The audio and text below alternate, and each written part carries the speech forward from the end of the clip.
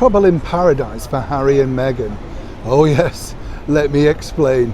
Hi, good morning, Neil Sean here in the very heart of London today as ever. A lot of people say to me, do you get out of London? We do when we can. You know, it's very difficult right now because the politics are keeping me very busy. That's my other full-time job. And not just that, of course, you know, there's always something else sort of taking off here in the very heart of London, as I say. So, you know, when I can get away, I do like to get away. And if you do see me out and about across the United Kingdom, do come up and say hello. It's always lovely to meet people. As I said to you the other day, I've met quite a few people recently, and it's ever so nice. And they say to me, oh, sorry, we haven't got any Horlicks on us, Neil. It's not a prerequisite, you know, but it is nice if we had some. We all love to sit down. We all love to get a sort of virtual big Horlicks party going, didn't we? That's what we need, as ever. Back to your breaking roll story of the day. It appears, though, that Harry and Meghan could be having a fallout of love. Oh yes, let me explain.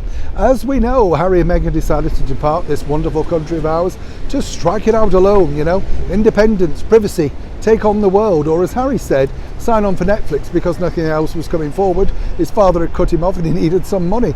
And then, of course, what you need when you get a lot of money is you have to pay a lot of money out to people because, quite frankly, you know, things don't come cheap, particularly agents, managers, PR people, public relations teams, any ideas people, everything costs. And when you start up a company, as they did with Archwell Productions, it becomes very tricky, you know, because then, you know, you've got no idea how to run it yourself. It's not something you know about. So moving forward, you have to think, well, how am I going to deal with this? Who am I going to get to run it? Now, what I'm hearing from a very good source is that Harry and Meghan have been, to put it politely, dismayed at their lack of positive PR of late. Surely they can't be talking about this channel. I'm only reporting the truth. Impartiality is the name of the game. But more importantly, on a serious note, it's very strange, isn't it? Because when you do look at Harry and Meghan's PR, it does seem that whatever they do comes out in a negative light. We've often said here on the show, half the time it's their own fault. Private jets and then pushing climate change travelist, telling people to stop working if they don't want to do their jobs because of burnout. Hardly the sort of thing one should be saying in the cost of living crisis. But who is advising these people? And then, of course, we had Meghan Markle rocking up to the terrible atrocity out in Texas. Again, stupid idea for just all the wrong reasons, if you like, you know. Even Matthew McConaughey, who's from that particular area, did turn up. But once again, he turned up with his security team. So not a good look, even for him, a fellow native of that area.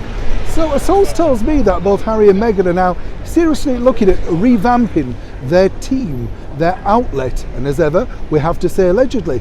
This always happens with celebrities because whenever there's a negative, you know, or they're perceived to be a long-term negative, then they start to look around and decide, well, it's not my fault, it must be somebody else's. And the somebody else's is normally the agent, manager, or PR person. Whenever it goes wrong, it's never the celebrity's fault. I know that from experience, let me tell you. So according to a very good source, Harry and Meghan are redefining their look moving forward now that they've done what they feel is their royal duty by returning back to England for the Platinum Jubilee and now trying to define the next 6 months of their calendar of 2022 moving forward. Now, I'm not suggesting for one moment that anybody on their team should be nervous, but when celebrities have these sort of hushed talks, then of course the people that they're paying millions of dollars to coin a phrase, should be very nervous indeed. But who will be first for the chop in the court of Harry and Meghan?